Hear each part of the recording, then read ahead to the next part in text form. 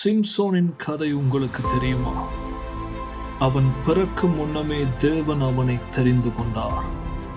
நசரேயனாக பிரித்தெடுக்கப்பட்ட அவனுடைய பலன் தேவனால் அவனுக்கு உண்டானது. கர்த்தருடைய ஆவியினாலே இயற்கைக்கு அப்பாற்பட்ட காரியங்களை செய்தான். ஒருவன் ஆயிரங்களுக்கு அதிகமாய் எதிர்த்து நின்று ஜெயம் கொண்டான்.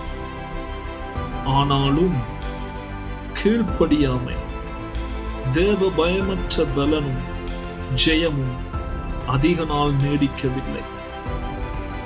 தன் பலவீன நேரத்தில் தேவனை நினைத்து பார்த்தான்.